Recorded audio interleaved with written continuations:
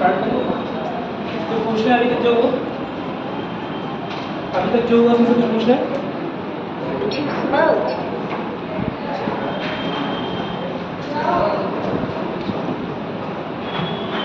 मैंने आप लोग को ग्रुप पर वो भेजा है, आपने देखा उसे? हम लोग बात कर रहे थे भारतीय नागरिकता की बात करते हैं। कितनी बात होगी? पूरा वो आर्टिकल हो गया, आर्टिकल 11 बाकी था। हाँ वो बाकी वो समझा लगाना है। एनआरआई में तो कंफ्यूज नहीं हो गया, एनआरआई तो बहुत आसान है ना? हाँ, जो भारतीय लोग हैं और जो बाहर आके बस गए हैं वो एनआरआई है। नॉन रेसिडेंट इंडियन जिनका निवास स्थान अब भारत नहीं है लेकिन है भारतीय, यानी कि भारत का पासपोर्ट या भारत का आधार कार्ड या किसी भी तरह का वोटर आईडी, किसी भी तरह का वोटर आईडी, आधार कार्ड, पासपोर्ट वगैरह है ना? लेकिन वह कहाँ पर रहे? बाहर के देशों में रह रहे हैं। उन्हें हम क्या बोलेंगे? एनआरआई। क्या बोलेंगे? Non resident Indians. ठीक, जिनका निवास स्थान इस समय भारत का नहीं है उन्हें बोलेंगे एनआरआई।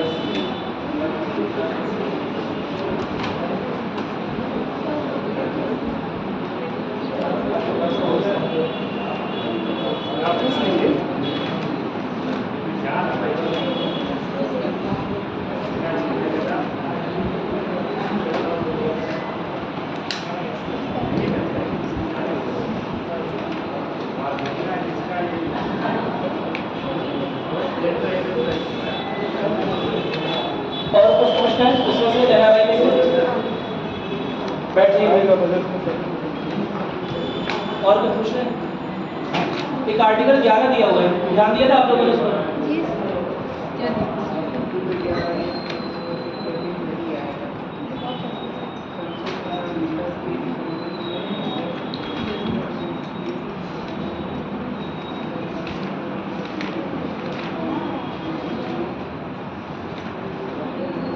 एक अनुच्छेद 11 दिया हुआ है, देखा था उसमें?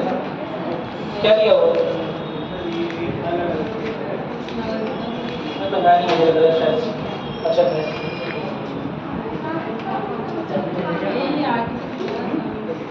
आर्टिकल 11 में क्या दिया भाई? अनुच्छेद 11। अरे कुछ तो बोलो। पीडीएफ गया था, नोट्स बनाए?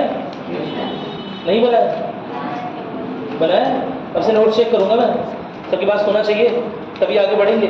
अनुच्छेद 11 के बारे में बात हुई है उसमें, और उस दिन भी हल्का सा आइडिया दिया था अनुच्छेद 11 क्यों इंपॉर्टेंट है। क्योंकि अनुच्छेद 11 किस बारे में बात करते हैं आप बताइए? Very good. संसद के पास अधिकार है नागरिकता संबंधी प्रावधानों को बदलने या बनाने का। मेरी बात सुन भाई, तो आपसे एक क्वेश्चन पूछ रहेगा किसके पास अधिकार है?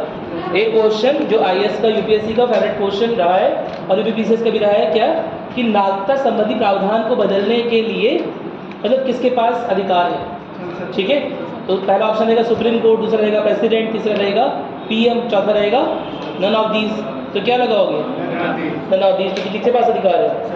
संसद के पास अधिकार है, ना ही प्रेसिडेंट के पास, ना ही पीएम के पास, ना ही सुप्रीम कोर्ट के पास नागरिकता संबंधी प्रावधान को बदलने का किसी भी तरह का अधिकार नहीं है।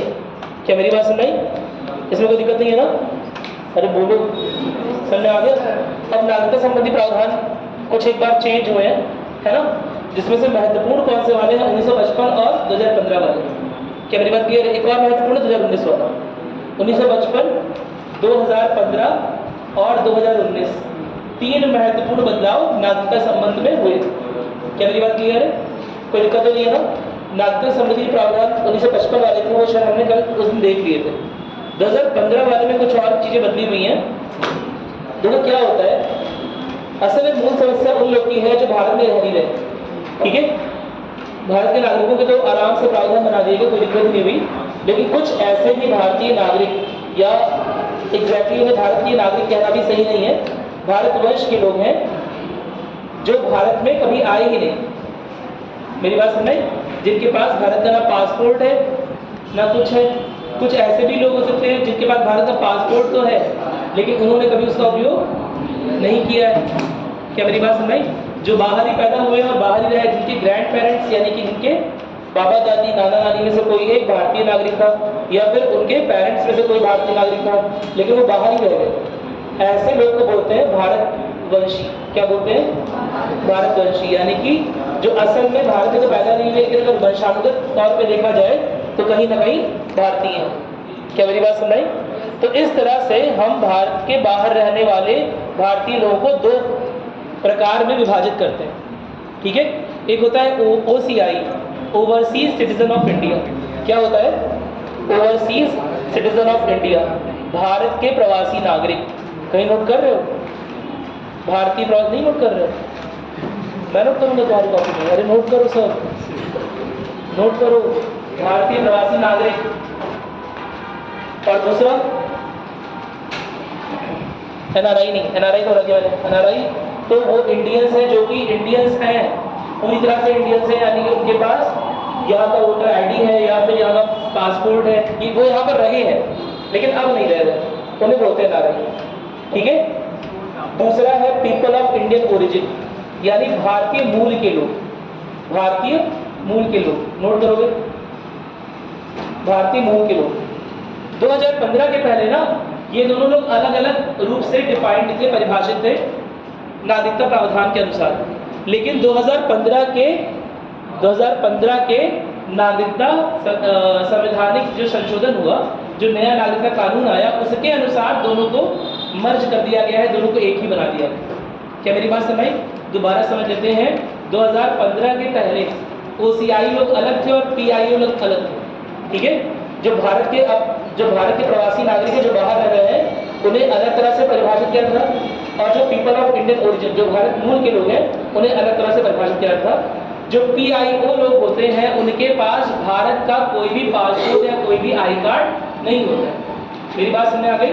जो PIO लोग होते हैं, पीपल ऑफ इंडियन ओरिजिन, यानी कि भारतीय मूल के लोग, ठीक है, उनके पास कोई भी पासपोर्ट भारत का नहीं होता है। जो OCI लोग होते हैं, उनके पास पासपोर्ट हो सकता है। ठीक है, क्या मेरी बात क्लियर हुई? या फिर उनके, अच्छा एक बार फिर दोबारा सुन लेंगे। PIO में भारत का कोई पासपोर्ट तो नहीं है, लेकिन उनके या तो पेरेंट्स या ग्रैंड पेरेंट्स, उनके या तो माता पिता या बाबा दादी। क्या मेरी बात क्लियर हो रही है? किसका भाग रहे होंगे, कभी भारतीय नागरिकता उनके पास रही हो। क्या मेरी बात क्लियर हो गई? कोई दिक्कत तो नहीं है ना? तो ऐसे लोग को बोला गया PIO, जिनके पास पासपोर्ट खुद तो नहीं है, लेकिन इनके पेरेंट्स या इनके ग्रैंड पेरेंट्स के पास पासपोर्ट था। क्या मेरी बात क्लियर हो गई? और दूसरे होते हैं OCI, overseas citizen of India. इनके पास कोई पासपोर्ट नहीं होता। सॉरी, इनके पास, OCI की बात कर रहे हैं ना, PIO में पासपोर्ट नहीं होता है, OCI में हो सकता है। क्या मेरी बात क्लियर है? OCI के पास पासपोर्ट हो सकता है, इनके भी कोई पेरेंट्स जो है या ग्रैंड पेरेंट्स जो है वो भारतीय मूल के नागरिक रहे हो। समझ में आई बात? अब क्योंकि देख रहे हो कितना कंफ्यूजन है डिफाइन करने में, इसीलिए 2015 में क्या किया गया, दोनों को मर्ज करके एक कॉमन डिफिनेशन बना दी गई। अब दोनों को कॉमनली बोलते हैं OCI, यानी कि ओवरसीज सिटीजन्स ऑफ इंडिया। ठीक है। शुरुआत में इन दोनों के अधिकार, इन दोनों के जो वैलिडिटी होती थी इनकी पासपोर्ट की, वो अलग अलग होती थी। अब सब कुछ समान कर दिया गया है। अब दोनों को यहाँ पर बिजनेस करने का, यहाँ पर व्यापार करने का, निवेश करने का अधिकार है। ठीक है। साथ यहाँ पर वोट करने का अधिकार नहीं है, लेकिन यहाँ पर बिजनेस करने का, यहाँ पर वीजा फ्री एंट्री। वीजा समझते हैं? वीजा किसे बोलते हैं? वीजा सुना? क्या अंतर होता है पासपोर्ट और वीजा? जल्दी से बताओगे। देश के बाहर या देश के अंदर? देश के अंदर आने से।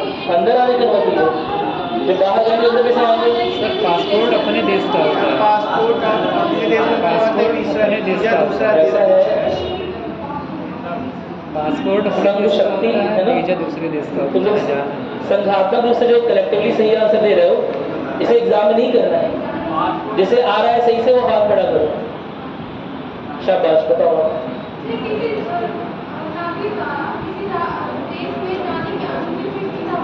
वीजा होती है, पासपोर्ट क्या होता है?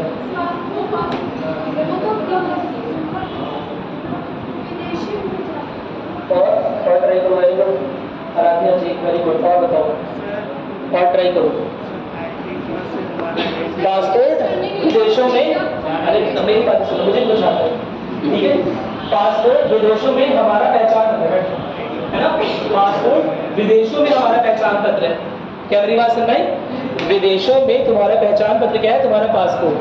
क्या मेरी बात क्लियर है?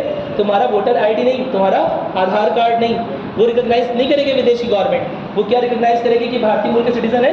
तुम्हारे पासपोर्ट से। क्या मेरी बात क्लियर है? अब नेपाल की बात मत करना, नेपाल तो आधार कार्ड को रिकॉग्नाइज करता है और बांग्लादेश भी करता है, वो हमारे दोस्तों में से एक है, नेबरहुड कंट्रीज है, अगल बगल पड़ोसी देश है, लेकिन बाकी सारे कंट्रीज रिकॉग्नाइज नहीं करें। क्या मेरी बात सुन भाई? तो पासपोर्ट विदेशों में हमारा पहचान पत्र है कि आप किस सिटीजन से, किस कहाँ के नागरिक हो। मेरी बात सुन भाई? और वीजा क्या है? वीजा के लिए सही बोला तुम लोगों ने। वीजा क्या है? अनुमति पत्र। लेकिन अनुमति पत्र देता कहाँ है? जहाँ जा रहे हो वो लोग देंगे कि हमारे यहाँ आ सकते हो या नहीं आ सकते हो। क्या मेरी बात सुन भाई? जहाँ पर हम जा रहे हैं वो लोग अनुमति पत्र देंगे ना, यहाँ वाले तो निकाल देंगे, कहीं जाओ जाओ कोई जरूरत नहीं है। वहाँ वाले एक कमी देना चाहिए कि हाँ मेरे यहाँ आ सकते हो। क्या मेरी बात क्लियर है? कोई दिक्कत तो नहीं है? तो अब यही वीज़ा पहले पीआईओ के लिए और ओसीआई के लिए अलग अलग था। क्या मेरी बात क्लियर है?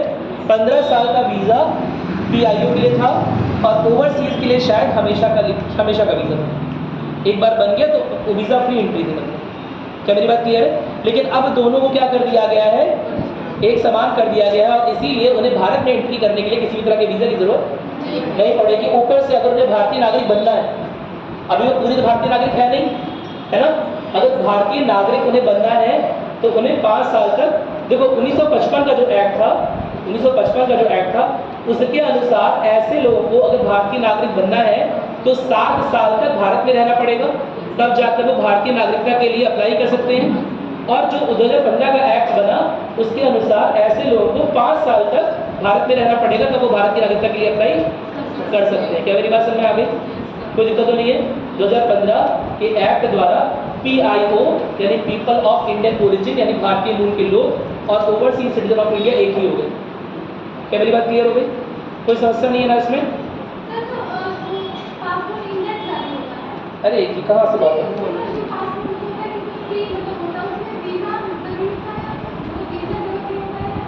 एक पासपोर्ट इंडेक्स अलग चीज है। पासपोर्ट इंडेक्स एक सूचकांक है ना, जिसे क्या जो यह जज करने के लिए होता है कि आपका पासपोर्ट कितना स्ट्रांग है पूरे वर्ल्ड में, कितनी जगह पर केवल आपके पासपोर्ट से एंट्री मिल जाएगी, आपको वीजा की जरूरत नहीं पड़ेगी। यह दिखाता है उस देश का पासपोर्ट कितना मजबूत है, उस देश का या उस देश की क्या इमेज है, क्या साख है पूरे विश्व की नज़रों में, यह दिखाने के लिए पासपोर्ट इंडेक्स जारी हुआ है।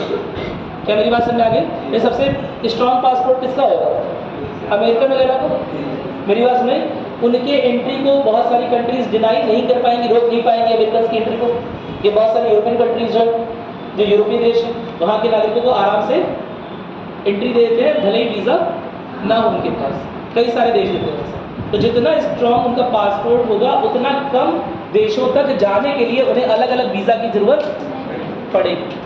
मतलब समझ रहे हो ना, कम देशों में पड़ेगी। ठीक है, जितना स्ट्रांग जितना मजबूत पासपोर्ट है उतना ही कम वीज़ा की जरूरत पड़ेगी। ठीक है, कोई दिक्कत तो नहीं इसमें? मेरी बात समझने क्यों नहीं बोला?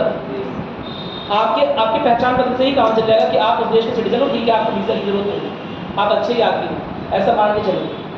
क्या मेरी बात समझ में आ गई?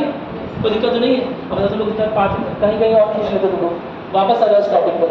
ठीक है, हम लोग इस बारे में बात कर रहे थे 2015 के एक्ट के बारे में बात कर रहे थे, जिसमें नो डाउट हमने यह समझ लिया कि ओसीआई और पीआईओ को मर्ज कर दिया गया है, एकीकृत कर दिया गया है। इस बात को नोट कर लो। 2015 के एक्ट के बाद 2015 के एक्ट के बाद भारत के प्रवासी नागरिक, overseas citizen of India, bracket में ओसीआई लिख लेना, ओसीआई तो भारत के प्रवासी नागरिक और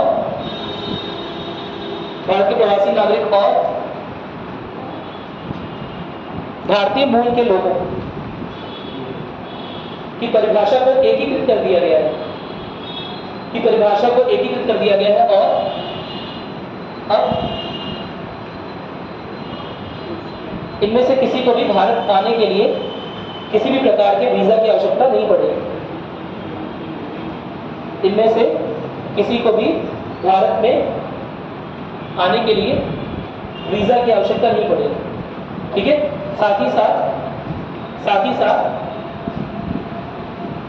इस अधिनियम के तहत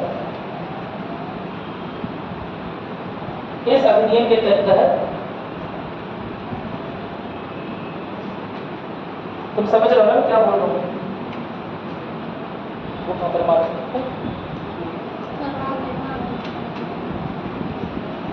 नीचे नीचे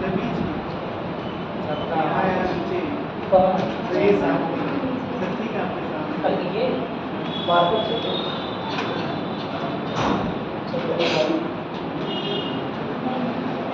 अब क्या हुआ है ना, OCI प्लस PIO मिलाकर OCI ही कर दिया। क्या मेरी बात समझ में आई? अब नए 2015 के एक्ट के अनुसार जो ओवरसीज सिटीजन ऑफ इंडिया है और PIO जो थे, जो भारत के मूल नागरिक थे, उन्हें मिलाकर हम ओवरसीज सिटीजन ऑफ इंडिया ही कहेंगे, यानी कि भारत के प्रवासी नागरिक को बोलेंगे। क्या मेरी बात क्लियर है? इन्हें मताधिकार नहीं होगा, इन्हें मताधिकार नहीं होगा, लेकिन यह भारत में व्यवसाय कर सकते हैं, बिजनेस खोल सकते हैं और निवेश कर सकते हैं। क्या मेरी बात क्लियर है? और दूसरा सबसे इंपॉर्टेंट प्रावधान क्या है?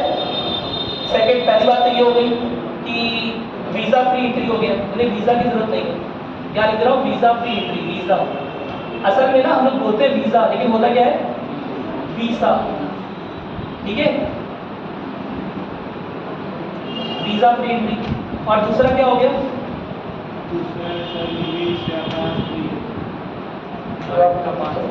दूसरा क्या हो गया कि पहले जो 1955 का एक्ट था, अधिनियम था, उसके अनुसार 7 साल ये लोग जब भारत में रह लेंगे तब ही इन्हें भारत की नागरिकता मिलेगी, है ना। लेकिन अब यह जो प्रावधान था, इसे थोड़ा सरल कर दिया गया है। अब महज 5 साल रहने पर ही इन्हें भारत की नागरिकता आराम से मिल सकती है। क्या मेरी बात क्लियर है? कोई दिक्कत तो नहीं है ना? तो लिख दे रहा हूँ। दूसरा क्या हुआ है? 7 वर्ष से 5 वर्ष, ऐसे लिख दे रहा हूँ। 7 वर्ष से 5 वर्ष कर दिया है। ठीक है, 7 वर्ष कब था? 1955 के एक्ट के अनुसार, और 5 वर्ष कब हो गया है? 2015 के एक्ट के अनुसार, अधिनियम के अनुसार। क्या मेरी बात क्लियर है? कोई दिक्कत तो नहीं है? अरे बोलो, कोई समस्या नहीं है ना? याद रहेगी बात? चलो ठीक है, इस बारे में बात करनी थी, बता दिया।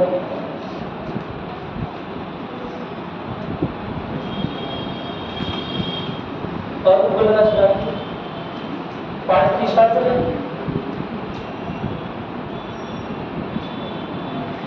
और कुछ पूछना है किसी को से बता दीजिए, वरना आगे बढ़े।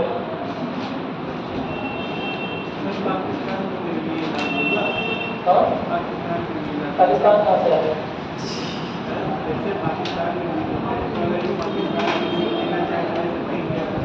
प्रावधान अलग है। असल में जो लोग यहाँ पर आना चाहें पाकिस्तान से 1 दिसंबर 1987 के बाद, उनके लिए चीज़ें थोड़ी आसान कर दी गई। ठीक है, और अब उसी के लिए वो जो पाकिस्तान से लोग आ रहे हैं ना, उन्हीं को आसानी देने के लिए 2019 का एक्ट बनाया गया। मेरी बात समझ?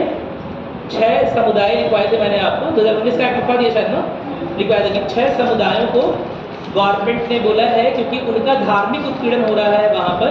कहाँ पर? पाकिस्तान में, अफगानिस्तान में और बांग्लादेश में यह धार्मिक उत्पीड़न हो सकता है। क्या मेरी बात समझ? तो ये जब आप इंटरनेशनल रिलेशन पढ़ोगे ना, तो ये सब चीज़ें पढ़ोगे आप कि 90 के दशक में भारत में किस तरह से सांप्रदायिकता फैली है, मेरी बात समझ, जिसकी वजह से अल्पसंख्यकों को यहाँ पर हैरेसमेंट झेलना पड़ा है। और उसका प्रतिक्रिया हम देखते हैं अगल बगल देशों, है ना, कि कहीं ना कहीं पहले सब कुछ अच्छे से चल रहा था, लेकिन उसके बाद पाकिस्तान में, बांग्लादेश में और अफगानिस्तान में तो नहीं हुआ है, लेकिन पाकिस्तान में और मुख्य रूप से बांग्लादेश में भी वहाँ पर जो माइनॉरिटीज़ हैं, यानी कि जो हिंदू माइनॉरिटीज़ हैं, उन पर हमले हो गए। क्या मेरी बात क्लियर है? क्योंकि वो एक प्रतिक्रिया के रूप में, जब आप चेन ऑफ इवेंट्स पढ़ोगे तो देखोगे, आपको पता ही है 90 का दशक काफ़ी सांप्रदायिक माहौल रहा है देश का, इसी। ठीक है, चलो पाकिस्तान के बारे में कभी आराम से चर्चा करेंगे, इंटरनेशनल रिलेशन अगर पढ़ेंगे हम कभी। ठीक है, बहुत सारे पॉइंट्स हैं, बहुत सारी चीज़ें हैं।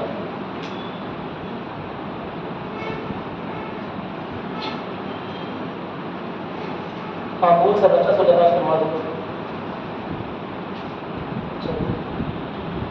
शेड्यूल्स का शेड्यूल आपका नहीं हुआ था अभी? हाँ,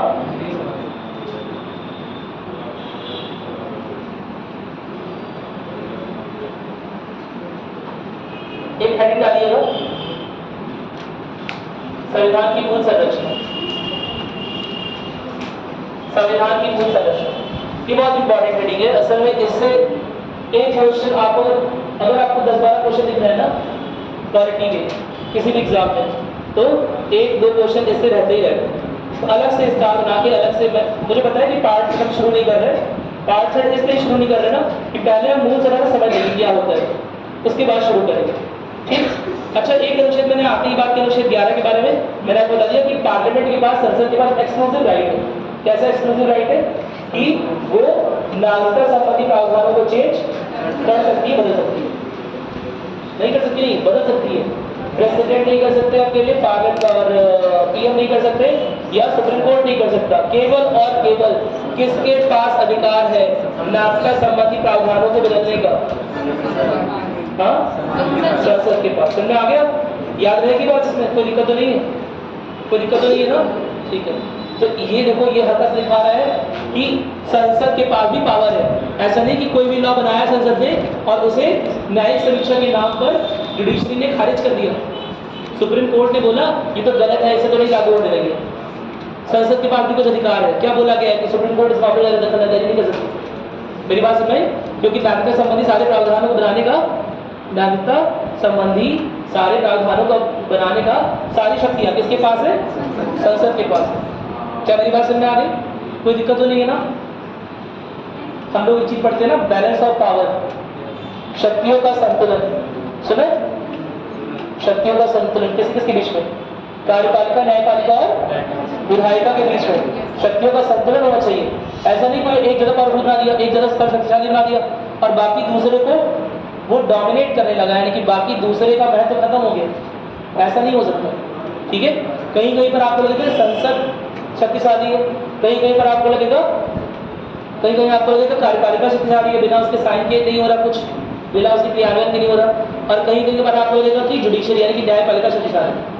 क्या मेरी बात क्लियर है? इसी को बोलते हैं शक्तियों का संतुलन। कोई दिक्कत तो नहीं है ना? ठीक है, चलो आगे बढ़ रहे हैं। हम हेड डालेंगे संविधान की मूल संरचना। ठीक है। अब यह विषय इतना गंभीर था कि जस्ट जब संविधान लागू हो गया, यानी कि कब लागू हुआ? डेट बताओ। 26 जनवरी 1950। उसके जस्ट 1 साल के अंदर ही यह मामला आने लगे कि क्या फंडामेंटल राइट्स, क्या मूलभूत अधिकार। अच्छा, आपको एक चीज याद है मैंने क्या बोला था कि फंडामेंटल राइट्स और पार्ट 3 और पार्ट 4 मिलाकर, है ना, हार्ट एंड सोल भी बोलते हैं पूरे संविधान का। ठीक है? तो अंतरात्मा, अच्छा ये कॉन्सेप्ट लेके चलना। किसी ने अंतरात्मा प्रस्तावना को बोला है, किसी ने आर्टिकल 32 को बोला है और किसी ने पार्ट 3 और पार्ट 4 को बोला है। जनरल टर्म में ज्यादातर लोग ने पार्ट 3 और पार्ट 4 को ही संविधान की अंतरात्मा बोला। जनरली सामान्य तौर पे जानते हैं, है ना? क्योंकि कोई भी संविधान लिखा भी जाता है, मैग्ना कार्टा क्यों लिखा गया था? जो विश्व का पहला संविधान जैसा स्ट्रक्चर था, है ना, मैग्ना कार्टा बताया था ना एक बार, वो क्यों लिखा गया था? जनता को अधिकार देने के लिए। मेरी बात समझ? शासन के पास तो अतिरिक्त अधिकार है ही, जनता को अधिकार देने के लिए कि कुछ इस तरह के अधिकार रहे जिसके ऊपर कभी भी न्यायपालिका, कार्यपालिका या विधायिका अतिक्रमण न कर ले या राजा अतिक्रमण न कर ले। इसलिए मैग्ना कार्टा लिखा गया। क्या मेरी बात क्लियर है? तो किसी भी संविधान का मूल उद्देश्य होता है मौलिक अधिकारों की प्राप्ति, कि सिटीजन्स को मौलिक अधिकार मिल जाए, मूलभूत अधिकार मिल जाए। लेकिन हमारे यहाँ एक प्रावधान और दे दिया गया, आर्टिकल 368 अनुच्छेद 368, जिसमें यह था कि संशोधन किया जा सकता है। तो क्या संशोधन कर करके क्या मौलिक अधिकार सरकार किसी एक दिन खत्म नहीं कर देगी? खत्म कर सकती है। संशोधन करने का अधिकार दे दिया। अभी मूलभूत संरचना की बात मत करो, है ना? अभी 1950 में लोग जगह हैं, है ना, जहां मूलभूत संरचना की कोई बात नहीं हुई है। ठीक है? 1950 के नागरिक है, सपोज तुम लोग 70 साल पहले चले जाओ, है ना, फ्लैशबैक टाइम में, अपने पुनर्जन्म में। ठीक है? उस समय क्या हुआ कि हम उस समय के नागरिक है सपोज, और उस समय नया नया प्रावधान आया है, आर्टिकल 368 और नया नया संविधान मिला हुआ है। संविधान पाके हम बड़ा खुश हैं क्योंकि उसमें कई सारे मूलभूत अधिकार दिए हैं। जीने का अधिकार है, मजा आ गया जी का। मेरी बात सुने, पहले तो ब्रिटिशर्स कभी भी जलियांवाला बाग हत्या करने से हत्याएं कर दे रहे हैं। क्या मेरी बात सुन रहे? फ्री ट्रैवल का अधिकार मिल गया, कोई भी व्यवसाय ज्वाइन करने का अधिकार मिल गया, बहुत सारे अधिकार मिल गए, बराबरी का अधिकार मिल गया, मजा आ गया है ना, सब लोग बराबर है, सुन के भी अच्छा लगता है। क्या मेरी बात सुन रहे? लेकिन ऐसे में एक छोटा सा प्रावधान लिख दिया गया था आर्टिकल 368, जिसकी वजह से हमारी सांसें तनी हुई। कौन सा? आर्टिकल 368 में क्या लिखा होगा कि यह सारे अधिकार या जो कुछ भी संविधान में लिखा हुआ है वो सब संसद द्वारा किसी पॉइंट ऑफ टाइम पर बदला जा सकता है। मेरी बात सुन रहे? नहीं बात सुन रहे? पड़ोसी के यहाँ से रसगुल्ला आया है, मेरी बात सुन रहा है? नहीं, तुम लोग खुश हो जाते रसगुल्ला सुन के, ठीक है? तुम लोग खुश हो कि अरे घर में हमारे हैं, हम कभी नहीं खाएंगे। लेकिन अगर तुम्हारे घर में तुम्हारा छोटा भाई, तुम्हारी छोटी बहन या चाचा मामा ताऊ के लड़के भी हैं, तो क्या तुम्हें ऐसा नहीं लगेगा कि एक बार में इनका रसगुल्ला खा ले दोबारा स्कूल आने कॉलेज आने के बाद वापस नहीं मिलेगी? क्या मेरी बात सुन रही? तो सबका क्षरण हो सकता है, उस पर अतिक्रमण हो सकता है। क्या मेरी बात सुन रही? ठीक इसी प्रकार से आर्टिकल 368 की वजह से लोगों को लगता था कि कभी भी मौलिक अधिकार छीने जा सकते हैं। क्या मेरी बात क्लियर है? कोई दिक्कत तो नहीं है? और जस्ट एक साल में ही ऐसा लगने लगा, जब पहली बार वाद विवाद बढ़ा उस समय आर्टिकल 19 में, है ना, आर्टिकल 19(1) के ई पार्ट, अनुच्छेद 19(1) के भाग ई में राइट टू प्रॉपर्टी का अधिकार था, यानी कि जमीन का अधिकार। क्या मेरी बात सुन रही? लेकिन भारत में तो पहले जमींदारी व्यवस्था चलती थी, सबके पास बड़ी बड़ी जमीनें थी और बहुत सारे लोग बगैर जमीन के थे। क्या मेरी बात क्लियर है? किसी के पास 500 एकड़, किसी के पास 100 एकड़, 200 एकड़, 1200 एकड़, लंबी चौड़ी जमीनें थी उनके पास, और कई सारे लोग बगैर जमीन के थे। भारतीय गवर्नमेंट ने एक सीलिंग फिक्स कर दी 12 एकड़ की, या उस समय जो भी फिक्स की हो कि इससे ऊपर एक आदमी के पास जमीन नहीं हो सकती। लेकिन आर्टिकल 19 में तो दिया था कि प्रॉपर्टी रखने का राइट है। भाई भारतीय गवर्नमेंट ने ये बोला कि जमींदारी व्यवस्था के अनुसार अगर जमीन है 200 एकड़, 500 एकड़, आपके पास, एक व्यक्ति के पास इतना सारा संसाधन नहीं हो सकता कि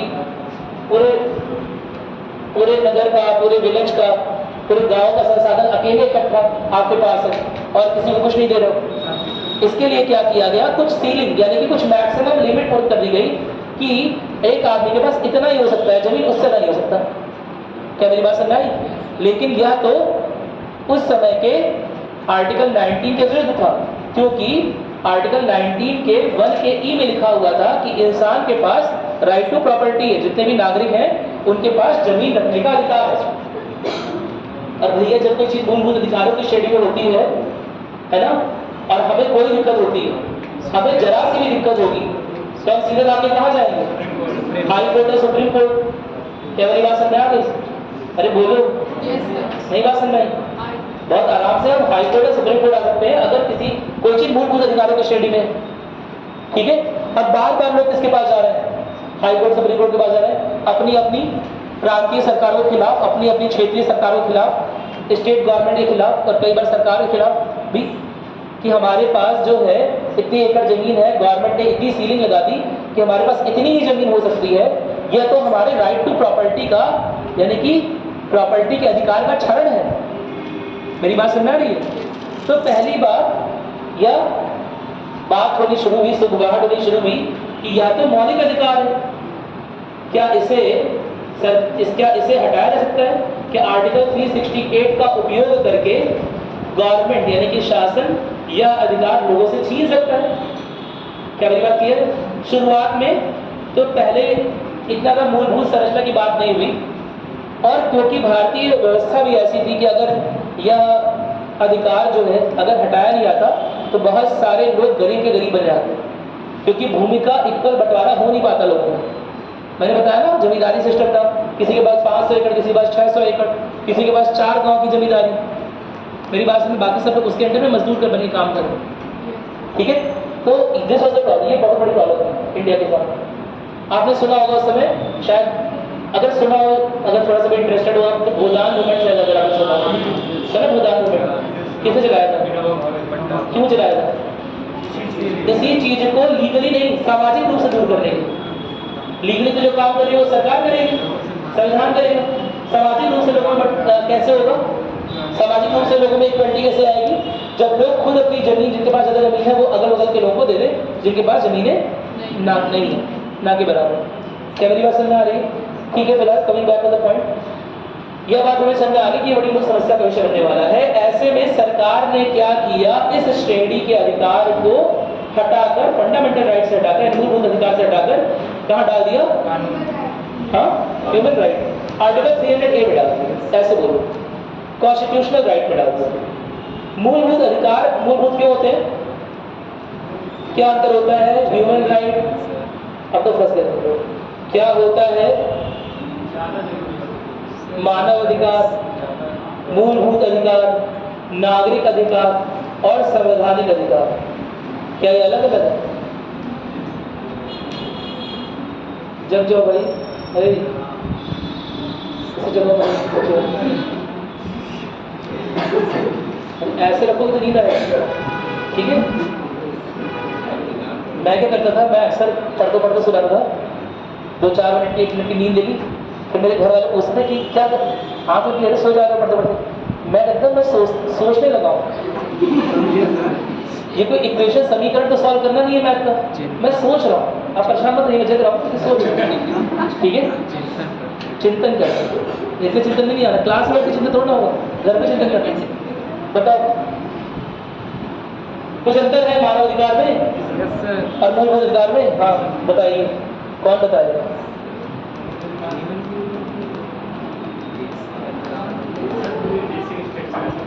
हाँ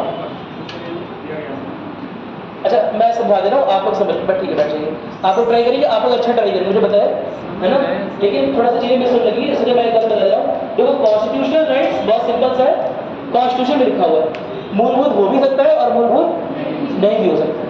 क्या मेरी बात समझ में? उसी तरह जो मानव अधिकार है, मानव अधिकार क्या होते हैं, कहीं पर अलग अलग तरह से डिफाइंड है, अलग अलग तरह से परिभाषित है। जैसे कि जो नेशनल ह्यूमन राइट कमीशन होगा, ठीक है, जो राष्ट्रीय मानव अधिकार आयोग होगा, वो अलग तरह से मानव अधिकार वो करेगा, डिसाइड करेगा, परिभाषित करेगा। जो यूनाइटेड नेशन होगा वो अलग तरह से मानव अधिकार को परिभाषित करेगा, ठीक है। मानव अधिकार कोई फिक्स परिप्रेक्ष्य नहीं है कि इतना ही है। क्या मेरी बात क्लियर है? कोई दिक्कत हो नहीं ना? मानव के पास बहुत सारे अधिकार होने चाहिए, केवल मूलभूत क्यों? बहुत सारे अधिकार हैं, बहुत सारे अधिकार होने चाहिए। क्या मेरी बात क्लियर है? तो वो अलग अलग देशों के लिए, अलग अलग एजेंसीज के लिए अलग अलग होता है, अलग अलग आयोग भी उससे अलग होता है। क्या मेरी बात क्लियर है? कोई दिक्कत तो नहीं है ना? सबसे अंतिम में आता है क्या? मूलभूत अधिकार। मूलभूत यानी कि बेसिक, एसेंशियल, आवश्यक। आवश्यक और महत्वपूर्ण में कुछ अंतर है क्या? अंतराल से पढ़ो। आवश्यक यानी कि जिसके बिना काम ना चले। मेरी बात समझ? तो मूलभूत अधिकार आवश्यक अधिकार है, लेकिन उनके बिना काम नहीं चलेगा। क्या मेरी बात समझ आ गई? मूलभूत अधिकार या मौलिक अधिकार, फंडामेंटल, इससे न्यूनतम तो कुछ हो ही नहीं सकता, वो अधिकार दे रही है गवर्नमेंट। अगर इससे भी कम करेंगे, अगर इतना भी अधिकार नहीं दे रहे हैं, तो उससे अच्छा तो रास्ते में चला लें। इतना अधिकार तो नागरिक होने की हैसियत से, सरकार बनाने की हैसियत से, मताधिकार का उपयोग करने की हैसियत से आपके पास होने ही होने चाहिए। यह वह न्यूनतम अधिकार है जो कि जीवन जीने के लिए आवश्यक है। क्या मेरी बात समझ आई? कोई दिक्कत नहीं है ना? बतौर नागरिक जीवन यापन करने के लिए जो एकदम से आवश्यक है, वो सारे अधिकार मूलभूत अधिकार हैं। और इसके ही संरक्षण की बात कौन करता है?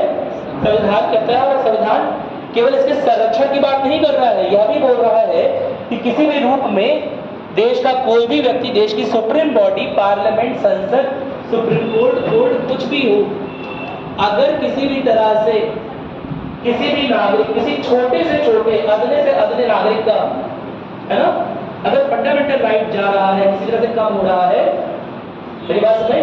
अगर मूलभूत अधिकारों में किसी भी प्रकार का क्षरण हो रहा है, किसी भी प्रकार से अतिक्रमण हो रहा है, कमी हो रही है, तो वह सीधे के सीधे बिना किसी बात बिना किसी छोटे मोटे कोर्ट गए सीधे हाई कोर्ट या सीधे सुप्रीम कोर्ट का भी दरवाजा खटखटा सकता है।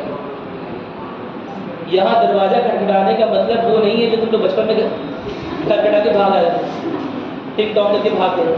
मेरी बात सुनाई, यहाँ दरवाजा खटखटाने का क्या मतलब है कि आप सीधे किसके पास जा सकते हो, सुप्रीम कोर्ट के पास जा सकते हो। सर इसके साथ सर हाँ आर्टिकल 32 आर्टिकल 32 वो तो बताऊंगा, वो बताऊंगा, रिवर्स से बताऊंगा कैसे कैसे जाना है। लेकिन अभी हम मूलभूत अधिकार शुरू नहीं कर रहे, अभी हम ये इसी पर मूलभूत संरचना पे बस इतनी सी हल्का सा आइडिया लेके चल रहे हैं कि हाई कोर्ट और सुप्रीम कोर्ट जा सकते हैं, इसलिए वो मूलभूत है डायरेक्टली। और हाई कोर्ट सुप्रीम कोर्ट बोलेगा भी नहीं कि आप अपने से छोटी कोर्ट क्यों नहीं गए, वो ये नहीं बोलेगा। बाकी सारी चीज़ों में बोल सकता है कि पहले आप जाओ लोअर कोर्ट पे जाओ, पहले जो आपकी निचली अदालतें हैं वहाँ जाओ, वहाँ पर मुकदमा लड़ो, वो लोग देखेंगे। हाई कोर्ट नहीं वापस कर सकता। मेरी बात समझ, मूलभूत अधिकारों की शक्ति ये है कि तुरंत ही डिसीजन देना है पहली बात। दूसरी बात, आप बड़ी कोर्ट में जा सकते हो सीधे तौर पर, निचली अदालत मतलब निचली अदालत में आप बिना गए बड़ी अदालतों तक जा सकते हो। क्या मेरी बात समझ में आ गई? कोई दिक्कत तो नहीं है। और बड़ी अदालतें आपको वापस नहीं कर पाएंगी कि जाओ पहले छोटी अदालत में जाओ। क्या मेरी बात क्लियर हो गई? कोई दिक्कत तो नहीं है। यह मिनिमम चीज है जो देश का संविधान प्रेजेंट करने की, संरक्षित करने की शपथ ले रहा है एक तरह से। यह एक वादा है, समझ में आ रहा है? उन लोगों ने जिन लोगों ने संविधान लिखा और या उनके द्वारा किया गया वादा है देश के नागरिकों के लिए, देश के भविष्य के नागरिकों के लिए। क्या मेरी बात समझ? कोई दिक्कत तो नहीं है। और अगर आर्टिकल 368 का मिसयूज करेंगे तो यह वादा टूटते हुए दिखाई नहीं दे रहा है, दिखाई दे रहा है ना। अगर आर्टिकल 368 अनुच्छेद 368 का दुरुपयोग करने लगे और मूलभूत अधिकारों में धीरे धीरे कमी करने लगे तो ऐसे में वादा टूट नहीं जाएगा, टूट जाएगा। क्या मेरी बात सुनाई? हमने तो भारतीय संघ की रचना इसलिए की थी ना कि हमारे पास कुछ अधिकार हो, और वो अधिकार हमने अपने संविधान में लिख दिए। लेकिन साथ ही साथ संसद के पास एक शक्ति भी है अनुच्छेद 368 जिसके आधार पर वो संविधान में संशोधन कर सकती है। क्या मेरी बात समझ? और संविधान में संशोधन करने के उसके दायरे क्योंकि उस समय तक फिक्स नहीं है, उस समय तक संविधान में संशोधन करने का क्या दायरा हो सकता है उस समय तक कोई निश्चित नहीं है, यानी कि वो मूलभूत अधिकारों तक में परिवर्तन कर सकती है। और यह बड़ी खतरनाक बात है क्योंकि कोई भी संविधान लिखा क्यों जाता है, पहली चीज सारे देशों के सारे संविधानों में एक मिनिमम चीज जो कॉमन है वो क्या है? मौलिक अधिकार, मूलभूत अधिकार। क्या मेरी बात सुनाई? संविधान लिखा इसलिए गया है भाई अधिकारों के लिए। क्या मेरी बात क्लियर है? ताकि नागरिकों के पास क्या क्या अधिकार हैं जो कि हमें शासन द्वारा या देश के सरकार द्वारा, राज्य द्वारा प्रदत्त है। एक दिन मैंने समझाया था राज्य और सरकार में अंतर, राज्य और सरकार में अंतर समझाया था। आधे लोग आए नहीं थे, आधे लोग आगे नहीं, आधे लोग सोते रहते हो। हाँ, कैसे काम चले? राज्य सरकार में समझाया था ना, क्या समझाया था? क्या होता है राज्य? राज्य बड़ा होता है, सरकार बड़ी होती है। हाँ, राज्य सरकार सरकार बड़ा लग रहा है, चार अच्छे नहीं, सरकार भले ही चार अच्छे, मेरी बात नहीं, लेकिन राज्य के चार इंपॉर्टेंट पिलर्स, चार महत्वपूर्ण आधार स्तंभ होते हैं। सुनो मेरी बात, हमेशा की याद रखना, ये क्वेश्चन IAS 2021 में आया था। तुम लोगों ने ऐसे पढ़ा गया एक दिन अभी कल मैं किताब ऐसे पढ़ रहा था, मुझे देखिए UPSC 2021 में एक क्वेश्चन था कि राज्य किसे बोलते हैं, और यही क्वेश्चन इतना घुमावदार तरीके से था ना कि अगर इन चारों चीजों को जो मैंने बताया था अगर वो याद नहीं रखोगे तो पक्का उसमें गिर जाओ, क्वेश्चन करते करते शहीद हो जाओ। मेरी बात समझ? कौन से चार स्तंभ बताए थे राज्य के लिए जरूरी है? याद है? पहली बात जनसंख्या, दूसरा क्षेत्र, ठीक है, और संप्रभुता और सरकार। इसमें सबसे इंपॉर्टेंट है संप्रभुता, कई बार बता चुका हूँ। बाकी तीन चीज तो पहले भी थी। मेरी बात समझ? कोई दिक्कत तो नहीं है? तो इसलिए बोलो छोटी छोटी चीज नोट करके चला करो, ठीक है? ये नहीं आराम से सुनते रहोगे तो बोलते रहोगे, ठीक? चलो, हमने इसके बारे में बात की, हमने बता दिया अनुच्छेद 368 इसलिए खतरनाक था क्योंकि जिस लिए संविधान लिखा गया है उस पर ही खतरा था। किसी भी देश का संविधान लिखा भी जाता है लोगों को बेसिकली कुछ अधिकार देने के लिए, है ना? और अनुच्छेद 368 अगर अधिकार छीन ले या उसके दायरे इस तरह के हों कि अधिकारों का अतिक्रमण कर सके, है ना, तो ऐसे में अनुच्छेद 368 की वजह से संविधान को लिखने का महत्व ही कम हो जाएगा। क्या मेरी बात क्लियर है? यह एक मेजर चर्चा का विषय बन गया, यह एक बड़े डिबेट का विषय बन गया, और उस समय आगे वाले 20-25 साल देखते हैं कि बार बार इस पर क्या होगा, डिस्कशन होगा, तर्क वितर्क होगा। क्या मेरी बात क्लियर है? कोई दिक्कत तो नहीं है ना? 1950 से ये 1950-1951 से डिबेट स्टार्ट हुआ है, और लगभग जब तक गोलकनाथ केस और उसके बाद केशव भारती केस नहीं हुए तब तक ये चला है। क्या मेरी बात क्लियर है? नोट करिए जल्दी से थोड़ा सा चीजें लिखिए शंकरी प्रसाद मामले, शंकरी प्रसाद केस ऑफ शंकरी प्रसाद या शंकरी प्रसाद के मामले, ब्रैकेट में 1951 में पहले संवैधानिक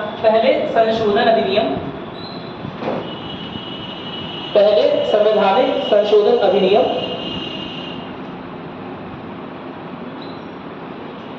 की संवैधानिक वैधता को चुनौती दी गई, कि संवैधानिक वैधता को चुनौती दी गई,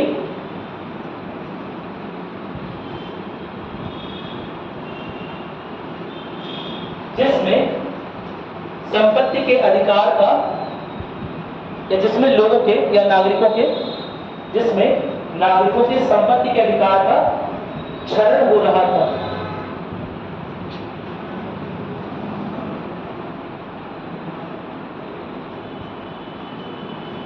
ठीक है, क्या मेरी बात समझ? देखो इसी बहाने हम लोग जो इंपॉर्टेंट केसेस वाला पार्ट है वो भी कवर कर रहे हैं। ठीक है, पहला केस जो इंपॉर्टेंट है वो कौन सा है? शंकरी प्रसाद 1951, जिसमें राइट टू प्रॉपर्टी के खिलाफ गए हैं शंकरी प्रसाद, है ना, उनकी प्रॉपर्टी को लेने की बात गवर्नमेंट कर रही है, और वो बोल रहे हैं कि भैया राइट टू प्रॉपर्टी तो आर्टिकल 9 के 1 का ई के रूप में मौलिक अधिकार के रूप में हमें मिला है, और क्योंकि यह मौलिक अधिकार है इसलिए इसे सरकार छीन नहीं सकती। क्या मेरी बात समझ? तो सरकार ने क्या किया, एक प्रावधान बनाया, 19 के 1E को हटाकर कहाँ भेज दिया? आर्टिकल 301। क्या मेरी बात समझ? यानी कि अधिकार तो अभी भी प्रॉपर्टी का रहेगा, इसका मतलब ये नहीं प्रॉपर्टी का अधिकार चला गया, लेकिन ये जो कि एक मूलभूत अधिकार था वो महज एक संवैधानिक या विधिक अधिकार रहेगा। क्या मेरी बात क्लियर है? कोई दिक्कत तो नहीं है ना? नोट करोगे इस बात को? देखो पहले आर्टिकल 19 के भाग 1 ब्रैकेट में ई के अनुसार या के तहत अनुच्छेद 19 लिख लोगे ना, ब्रैकेट में ए फिर ब्रैकेट में ई बना लोगे, ई फॉर एलिफेंट हाथी, ठीक है। ई के तहत नागरिकों के पास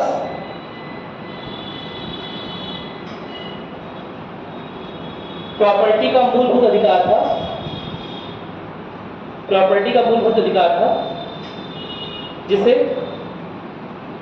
जिसे सरकार ने बाद में हटाकर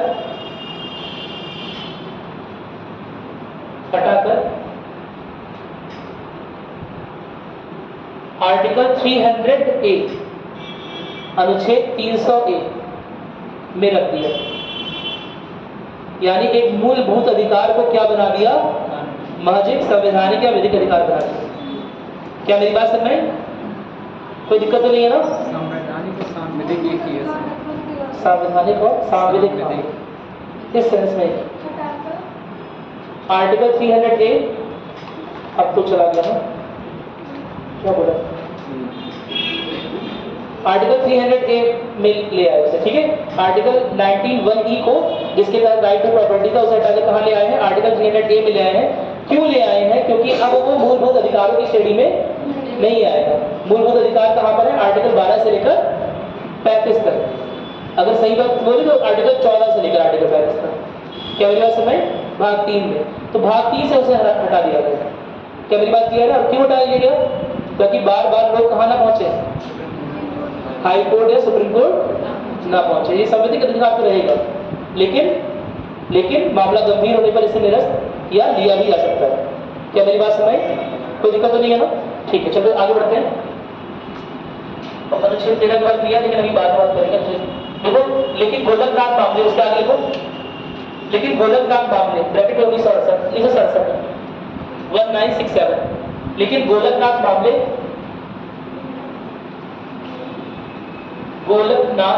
में, अच्छा इसमें डेली वाला यूनियन नहीं लिखा है,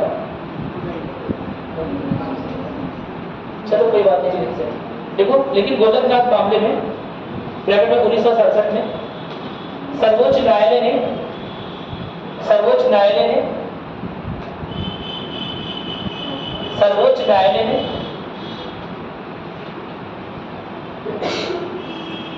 न्यायालय ने यह कहा कि मौलिक अधिकार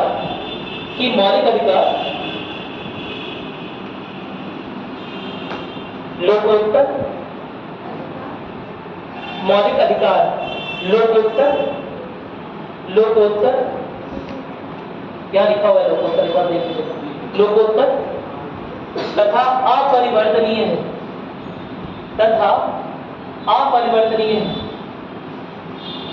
ठीक है। और संसद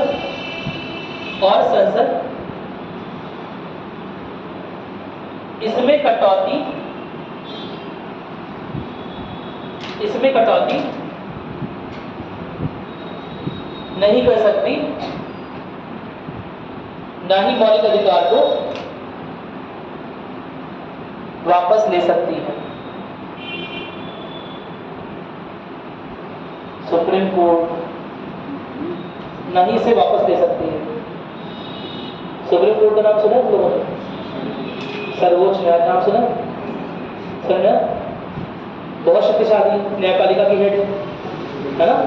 ये बात बताइए आप लोगों ने। सुप्रीम कोर्ट ने यह बात किस आधार पे कही? क्योंकि एक आर्टिकल और लिखा हुआ था, हाँ, अनुच्छेद 13 बड़ा ही अजीब तरह का आर्टिकल है। मेरी बात में, एक और तो आर्टिकल 368 कहता है कि संविधान में किसी तरह का परिवर्तन किया रहता है। आर्टिकल 13 क्या है? एक सेफ्टी नेट प्रोवाइड कर रहा है मौलिक अधिकारों को। क्या सा सेफ्टी नेट है? कि जो मूलभूत अधिकार है वो वैसे के वैसे ही बने रहेंगे और सरकार इसमें किसी भी तरह का, आने वाली सरकार जो है, कोई भी ऐसा कानून नहीं बना सकती जिससे मौलिक अधिकारों का छल हो। आर्टिकल 19 में लिखा हुआ है कि कोई भी कानून, कोई भी कायदा, कोई भी रेगुलेशन इस देश में जो पहले का रहा हो या जो आगे बनाया जाए, वो सब तत्काल प्रभाव से ही निरस्त हो जाएंगे अगर वो किसी भी प्रकार से मौलिक अधिकारों का क्षरण करते हैं। नहीं समझे बात? नहीं समझ पा रहे? तो आर्टिकल 13 में तो उसके उल्टे बात लिखी हुई कि किसी भी हिसाब से मौलिक अधिकारों को नहीं छू सकते। तो यहीं से आता है मौलिक अधिकारों की सैक्रेडनेस, यानी कि पवित्रता का सिद्धांत, कि मूलभूत अधिकार क्या इतने पवित्र है कि संसद जो कि लोगों द्वारा चुनी गई है, क्या वो भी उन्हें छू नहीं सकती? क्या मेरी बात समझ? या उनमें कुछ परिवर्तन किया जाता है? अब इसे लेकर बड़ी गर्मागर्मी होगी देश में, बड़े सारे तर्क वितर्क, जर्नलिस्ट, बड़े बड़े आर्टिकल्स, समझ रहे हो ना? न्यूज डिबेट देखा है वो? यहाँ 4 लोग मिलकर एक दूसरे पर बातों से आक्रमण कर देते हैं। क्या मेरी बात समझ? देखा है? ऐसे लगता बाहर छोड़ दो, अगर न्यूज एंकर बीच में ना हो तो दूसरे को खा जाए। मेरी बात समझ? न्यूज एंकर का काम होता है रेफरी का काम, सजा कर तो मुझे चलो, अलग अलग पाले में खेलो। क्या मेरी बात समझ कि नहीं है? तो कुछ वैसा माहौल बन गया देश का, क्योंकि कुछ लोग तो न्यायपालिका के समर्थन में थे। वो कह रहे थे हाँ, आर्टिकल 13 के अनुसार तो मूलभूत अधिकार को संसद भी नहीं छू सकता, इतने पवित्र है। क्या मेरी बात समझ? और लोग क्या कर रहे हैं कि आर्टिकल 368 फिर क्यों लिखा गया? अगर छू नहीं सकता है संसद, किसी भी तरह का चेंज, परिवर्तन नहीं कर सकता है, तो आर्टिकल 368 में ये बात क्यों नहीं लिखी गई प्रॉपर्ली? अनुच्छेद 368 में लिखना चाहिए था ना कि संविधान में कोई भी बात चेंज कर सकते हैं, लेकिन मूलभूत अधिकार में कोई चेंज नहीं कर सकते। ये बात लिखनी चाहिए थी, ये बात लिखी नहीं है। क्या मेरी बात समझ आ रही है? कोई दिक्कत तो नहीं है ना? तो ये मामला पहले 1951 की केस संविधान शक्ति प्रसाद में आया और दोबारा उठा है 1967 के केस में, जिसका क्या नाम है, Golaknath case versus state of Punjab. याद रखना है, Golaknath versus state of Punjab. Golaknath के पास कितनी जमीन थी, बहुत सारी, कितनी थी, 500 एकड़ जमीन। सरकार ने छीन लिया। जब सरकार ने छीन लिया तो वो कॉन्स्टिट्यूशनल रेमेडी के लिए जाएंगे, संवैधानिक उपचार के लिए जाएंगे और संवैधानिक उपचार के तहत दोबारा संविधान की व्याख्या की जाएगी, समझा जाएगा कि किस तरह से संविधान लिखा गया है। और जब भी इसके लिए कोई पीठ बैठती है, कई सारे जज मिलकर बैठते हैं, तो उसे बोलते हैं संवैधानिक पीठ या कॉन्स्टिट्यूशनल बेंच। क्या मेरी बात सुनाई? जब संविधान की व्याख्या को समझने के लिए समझा, जब संविधान की व्याख्या को समझने के लिए कोई बेंच बैठती है जिसमें 5 से ऊपर जज होते हैं, तो उसे क्या बोलते हैं, कॉन्स्टिट्यूशनल बेंच। कहीं नोट किया, एग्जाम में पूछ लेगा, कहीं नोट करते रहो वो चीज, समझा कि संवैधानिक पीठ किसे बोलते हैं, कॉन्स्टिट्यूशनल बेंच किसे बोलते हैं, ठीक है। क्योंकि भाई एक जज का झुकाव तो किसी और हो सकता है ना। 5 जज आपस में डिस्कशन करेंगे, निष्कर्ष तर्क करेंगे, समझा, जो चीजें उन्हें समझ आएंगी उस पर रिसर्च करेंगे, उस पर अनुसंधान करेंगे, सोचेंगे, दोबारा कई बार संविधान को पढ़ेंगे, प्रियम्बल से भी मैच कराएंगे। उस समय का मतलब जो उस समय तर्क वितर्क रखे गए थे, संविधान को लिखते वक्त संविधान सभा ने जितने तर्क वितर्क आपस में बोले थे, मेरी बात समझ, वो सब नोटेड है और जरूरत पड़ने पर सुप्रीम कोर्ट प्रावधान जब पढ़ती है या अनुच्छेद पढ़ती है तो उन तर्क वितर्कों की भी हेल्प लेती है। क्या मेरी बात समझ में? सब कुछ नोटेड, रिकॉर्डिंग तो हो नहीं सकती उस समय, तो क्या होगा, सब चीज नोट की जाएंगी कि इन्होंने ये तर्क किया, यह प्रावधान बनना था, यह अनुच्छेद दिखाना था, उन्होंने उसके खिलाफ यह तर्क किया, यह वितर्क किया, उनका ये कहना था, यह सब प्रॉपर्ली नोटेड है, ठीक है। तो जब कोई चीज डायरेक्टली अनुच्छेद से नहीं निकलती है तो ऐसे में संवैधानिक पीठ क्या करती है, वो सारे तर्क वितर्क विचार विमर्श पढ़ेगी जो उस प्रावधान को लाते वक्त संविधान सभा में हुए। क्या मेरी बात समझ पा रहे हो? ऊपर से जा रहा है सब, समझ पा रहे हो? अरे बोलो, ठीक है। क्यों कर रहे हैं? ताकि इस बात को समझा जा सके कि किस तर्क को देकर यह प्रावधान रखा गया, इसके खिलाफ विरुद्ध लोगों ने और क्या तर्क दिए थे। क्या मेरी बात समझ आ रही है? ठीक है। तो उस हिसाब से देखा गया और 1967 के केस में क्या हो रहा है, 1967 के केस में Golaknath state versus state of Punjab का केस था। उसमें एक संवैधानिक पीठ बैठी और उन्होंने जजमेंट पास किया, उन्होंने निर्णय दिया कि संविधान के जो मूलभूत अधिकार है वो एकदम मूलभूत है और उसमें किसी भी तरह का परिवर्तन नहीं कर सकते। मेरी बात में, वरना धीरे धीरे तो सरकार छीन लेगी सबको, सारे अधिकार एक एक करके। ऐसे में तो जिसलिए संविधान लिखा गया है, जिस उद्देश्य के लिए, जिस उद्देश्य की पूर्ति के लिए संविधान लिखा गया है, वो उद्देश्य पराजित हो जाएगा। क्या मेरी बात समझ? तो यह सोचकर इस तरह का तर्क दिया गया, ठीक है। इसके बाद क्या लिखा, मौलिक अधिकारों को लेकर लोकोत्तम था और अपरिवर्तनीय है और कटौती नहीं कर सकती है। आर्टिकल 13 के बारे में लिखा, लिखिए, जिससे लिखिए थोड़ा सा लिखिए,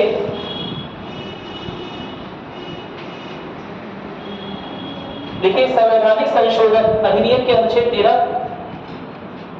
संवैधानिक संशोधन के अनुच्छेद 13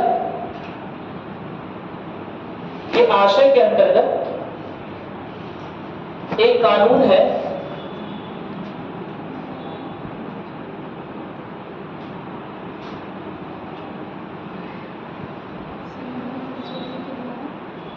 जिसमें मौलिक अधिकारों का उल्लंघन ना हो, ऐसी बात लिखी।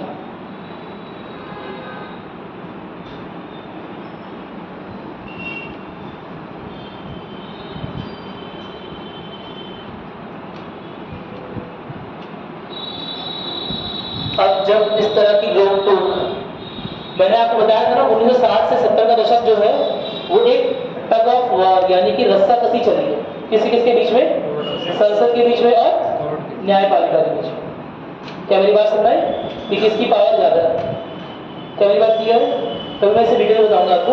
अभी इतना लिख लीजिएगा कि गोलकनाथ के केस में जो निर्णय दिया उसके बाद संसद ने प्रतिक्रिया क्या दी, उसने आर्टिकल भाई संशोधन करने का अधिकार किसके पास है, संसद के पास, तो दोबारा संशोधन कर देंगे। क्या मेरे पास में आर्टिकल 368 को भी संशोधित किया जा सकता है, यह भी अधिकार कौन दे रहा है, खुद आर्टिकल 368। नहीं समझे बात, आर्टिकल 368 ने क्या लिखा कि संविधान का हिस्सा, कोई भी हिस्सा क्या कर सकते हैं, संशोधित कर सकते हैं, और आर्टिकल 368 खुद भी संविधान का हिस्सा है। क्या मेरी बात समझ में, तो यानी कि खुद भी उसे क्या कर सकते हैं, उसे चेंज कर सकते हैं, उसमें बदलाव ला सकते हैं। नहीं समझे बात, धन्यवाद। चलिए लिखिएगा, लिखिए इसकी प्रतिक्रिया में संसद ने 24वां संविधान संशोधन, इसकी प्रतिक्रिया में संसद ने 24वां संविधान संशोधन अधिनियम, 24वां संविधान संशोधन अधिनियम 1971 ब्रैकेट में 1971 पास किया या पारित किया,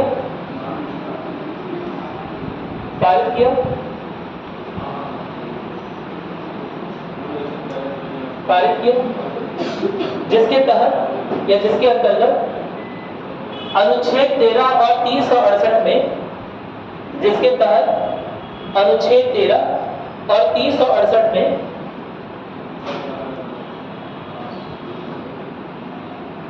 इस तरह का संशोधन किया गया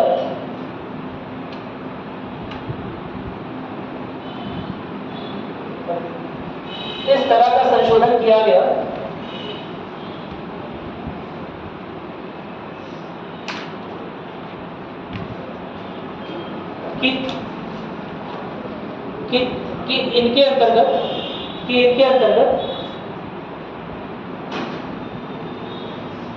संसद को मौलिक अधिकारों को भी सीमित या वापस लेने की शक्ति प्रदान है।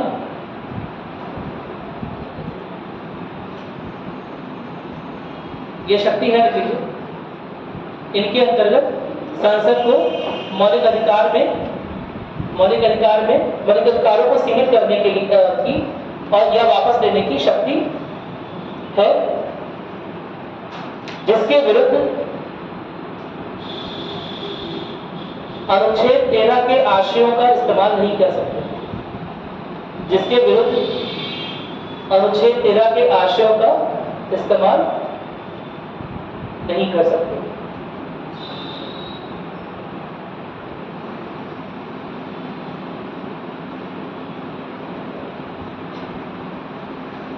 मतलब लड़ाई हो रही है संसद में, विधायिका में और न्यायपालिका में।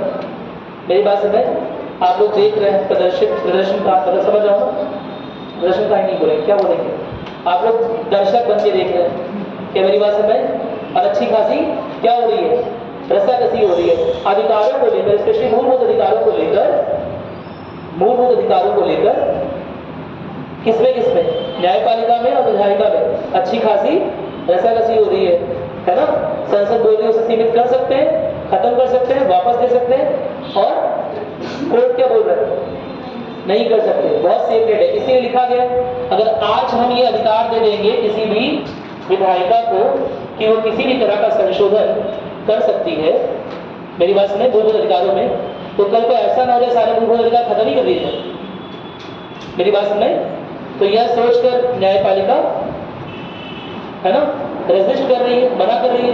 लेकिन एक और बात, एक चीज और, क्या इसमें आपका ध्यान जा रहा है कि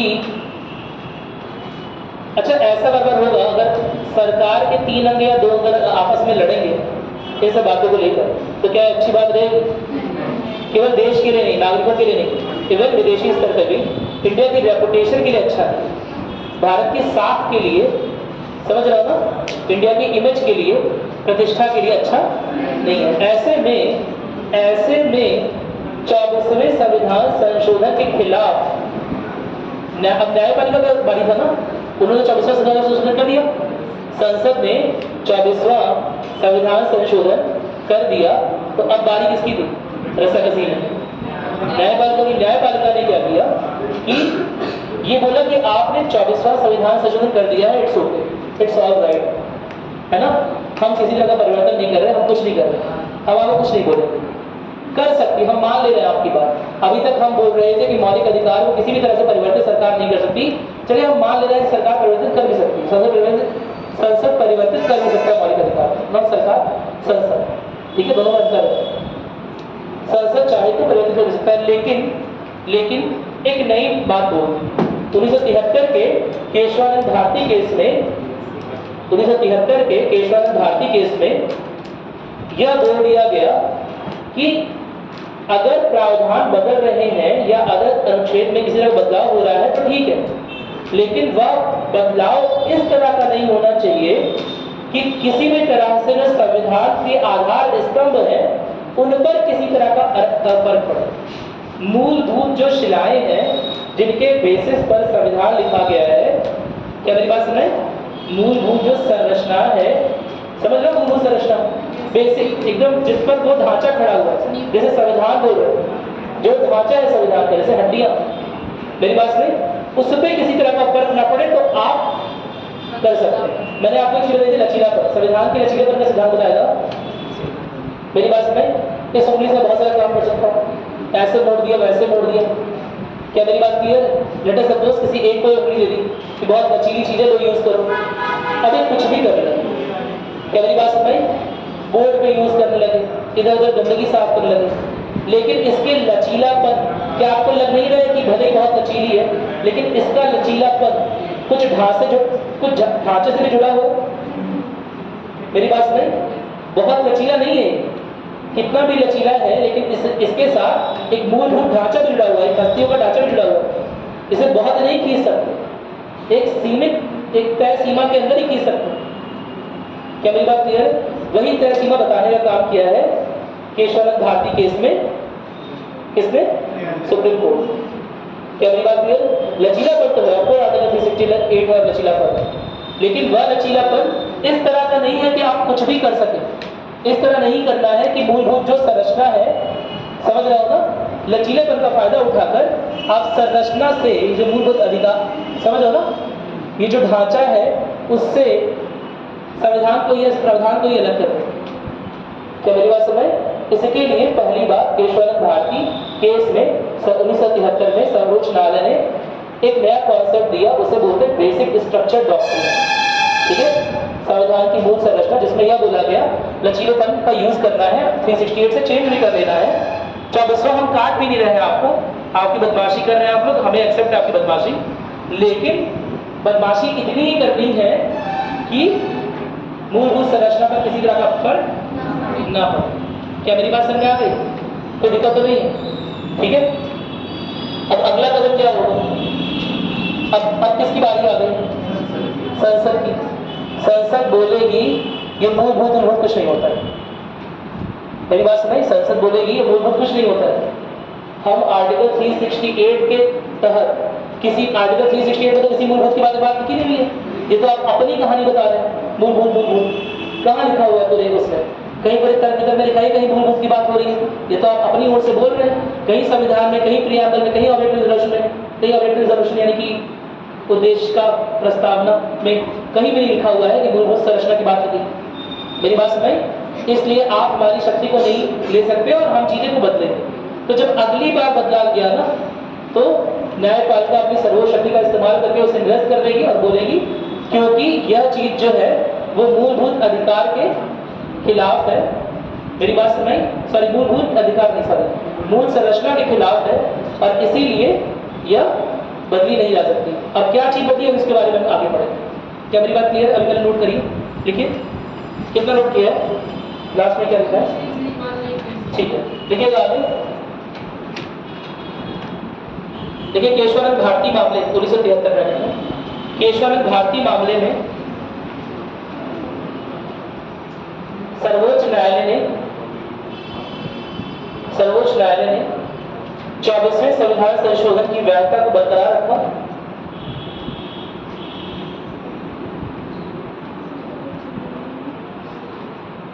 चौबीसवें संविधान संशोधन की वैधता को बरकरार रखा।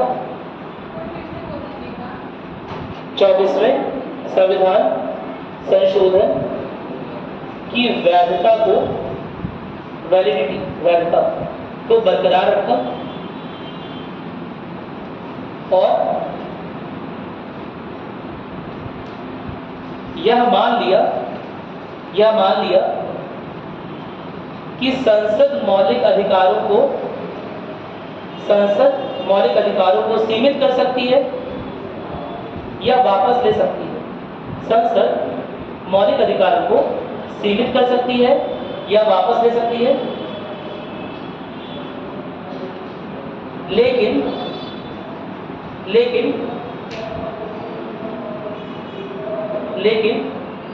अनुच्छेद 368 का उपयोग करके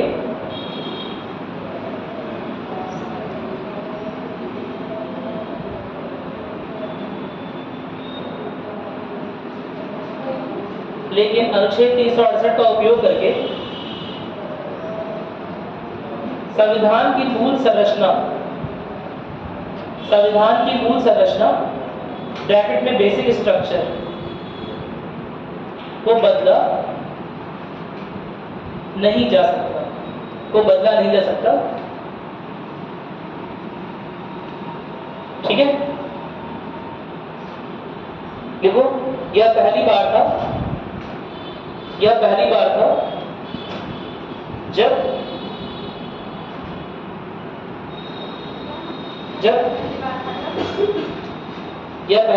जब भारत में संविधान की मूल संरचना के बारे में बात हुई इस अवधारणा को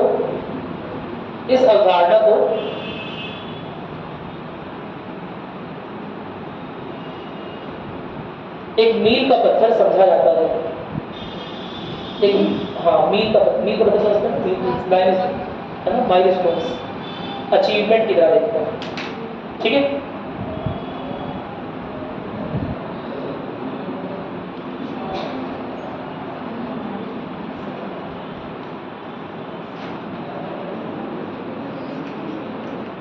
कोई दिक्कत नहीं है। अब किसकी बारी थी? अरे बारी किसकी थी? संसद की बारी थी भाई, सर्वोच्च न्यायालय ने बात कर दी। अब बारी किसकी थी? संसद की बारी। तो संसद बदमाश क्या करे? 42वें संविधान संशोधन में बोली कि हम जो भी संशोधन कर रहे हैं इसके खिलाफ कोई कोर्ट में जा ही नहीं सकता। बात ही खत्म। मेरी बात सुनाई? 42वें संविधान संशोधन में सन 1976 में संसद क्या बोलेगी कि अगर हमने संविधान के प्रावधानों में किसी भी तरह का परिवर्तन किया है तो उसके खिलाफ कोई भी आदमी कहा नहीं सकता, न्यायपालिका जा ही नहीं सकता, भले ही मौलिक अधिकार भी कम हो रहे हो, भले ही मौलिक अधिकार भी छीने जा रहे हो, लेकिन फिर भी किसी हाल में नहीं जा सकता। क्या मेरी बात समझ आ रही है? ठीक है। और एक तीर से कई सारे निशाने मिले सुप्रीम कोर्ट ने, जैसे हमने संप्रभुता लिखकर एक तीर से कई सारे निशाने किए हुए ना, मेरी बात सुनिए, वैसे ही सुप्रीम कोर्ट ने बेसिक स्ट्रक्चर यानी कि मूलभूत संरचना का अवधारणा देकर एक ही तीर से कई सारे निशाने कर ली। कैसे? क्योंकि जब 42वें संविधान संशोधन में यह बात रखी गई कि संविधान अगर संशोधित हो रहा है संसद द्वारा, विधायिका द्वारा, तो किसी भी आधार पर न्यायपालिका के पास नहीं जा पाएगा मामला, चाहे भले ही मूल अधिकार भी जाते हो तो जाते। ठीक है। ऐसे में न्यायपालिका क्या कहेगी? ऐसे में न्यायपालिका कहेगी या तो मूलभूत संरचना के या संवैधानिक संशोधन, क्योंकि मूलभूत संरचना के खिलाफ है, इसीलिए यह अपने आप निरस्त हो। मेरी बात समझ नहीं है?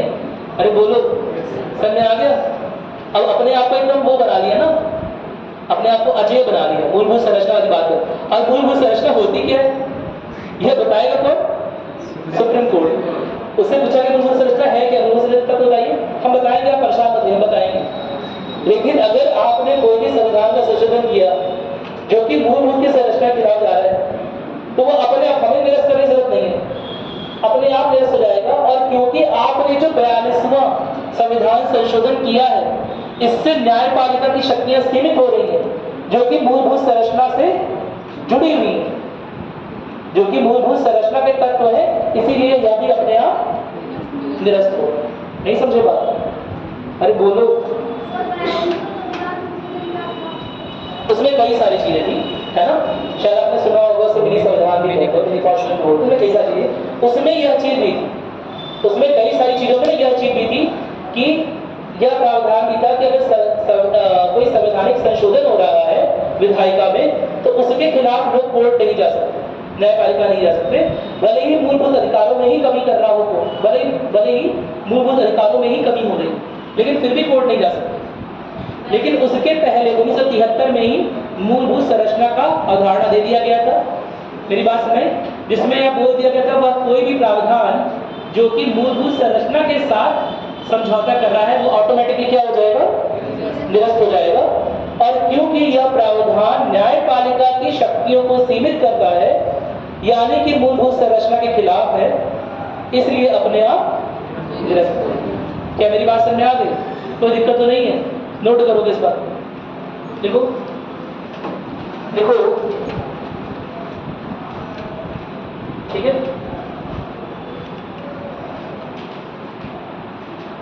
इस नव आविष्कृत नया आविष्कार है ना मूलभूत संरचना वाला, इस नव आविष्कृत अवधारणा के खिलाफ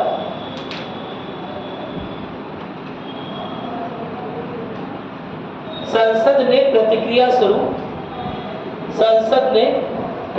स्वरूप 42वें संविधान संशोधन 1976 के तहत 42वें संविधान संशोधन 1976 के तहत 42वें संविधान संशोधन 1976 के तहत यह घोषित किया कि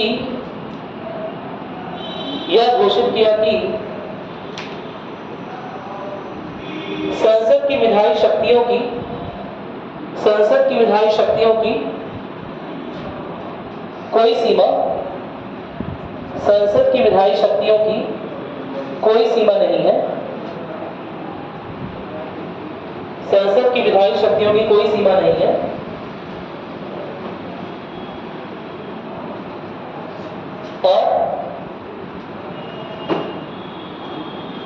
और संसद द्वारा पारित संवैधानिक संशोधनों को न्यायालय में चुनौती नहीं दी जा सकती, भले ही वह मौलिक अधिकारों का उल्लंघन ही क्यों ना हो। न्यायालय में चुनौती नहीं दी जा सकती, भले ही वो मूलभूत अधिकारों का उल्लंघन ही क्यों ना हो।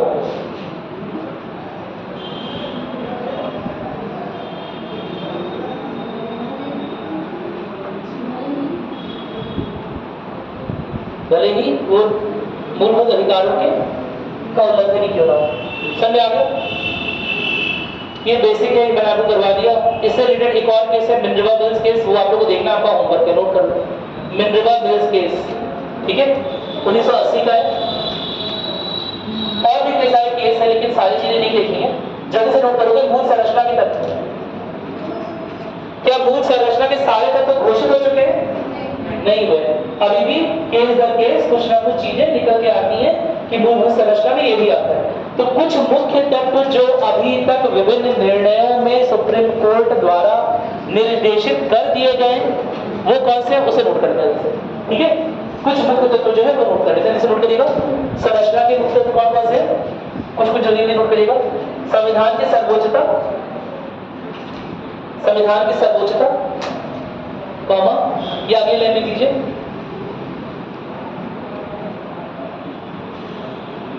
सार्वभौमिकता, कॉमा, लोकतांत्रिक गणराज्य, सार्वभौमिकता, कॉमा लोकतांत्रिकता लिख लीजिएगा, लोकतांत्रिकता और गणराज्य। अगला लिखिएगा धर्मनिरपेक्षता।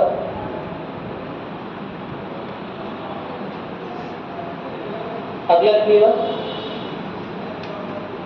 विधायिका, कार्यपालिका और न्यायपालिका के बीच शक्तियों का विभाजन।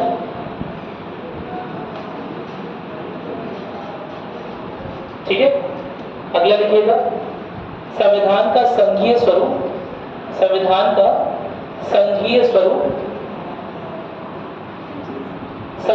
ढांचा, फेडरल स्ट्रक्चर। ठीक है।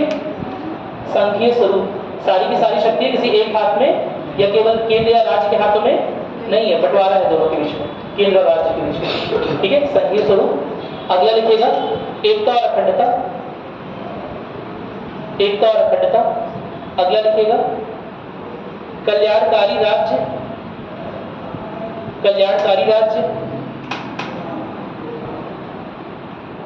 अगला लिखिएगा न्यायिक समीक्षा, जुडिशियल रिव्यू। ठीक है, जिसे एक और नाम से बोलते हैं मीडिया में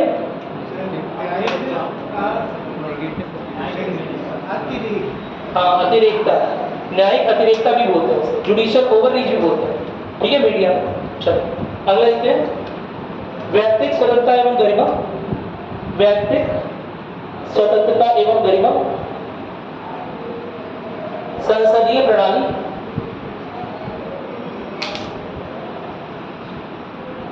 कॉमा कानून का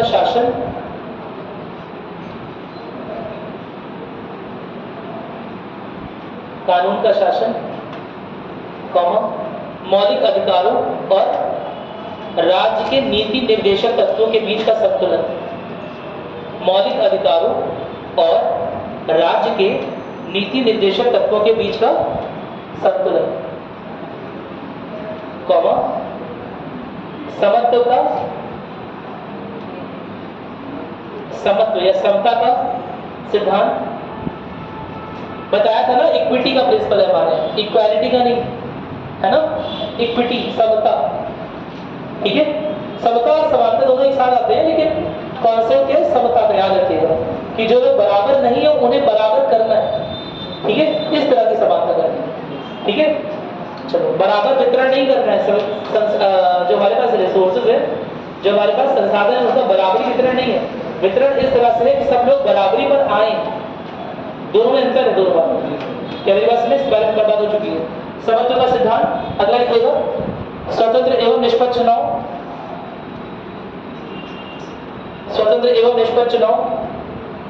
न्यायपालिका की स्वतंत्रता, बेसिक स्ट्रक्चर में एक और चीज आ गई। पहली चीज आ गई न्यायपालिका स्वतंत्र है, यानी कि विधायिका के अंदर में काम नहीं करेगा, विधायिका से डरने वाली नहीं है। अगर कोई भी चीज न्यायपालिका को कंट्रोल में करने के लिए बनाई जा रही है तो अपने आप खत्म हो जाएगी, क्योंकि वो बेसिक स्ट्रक्चर को डैमेज कर रही है या मूल संरचना जो है उसे नुकसान पहुंचा रही है। क्या मेरी बात समझ में? चलो अगले लिखोगे संविधान संशोधन की सीमित शक्ति।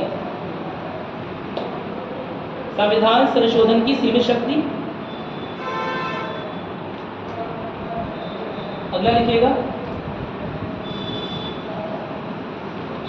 मौलिक अधिकारों के आधारभूत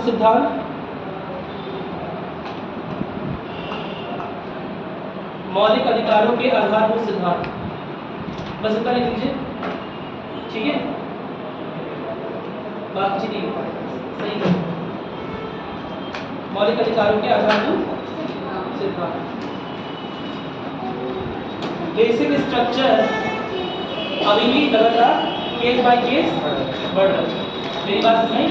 ऐसा ना हो जाए कि संविधान का हर एक अनुच्छेद की बेसिक स्ट्रक्चर बन जाए, बिल्कुल संविधान संशोधन की शक्ति। ठीक है,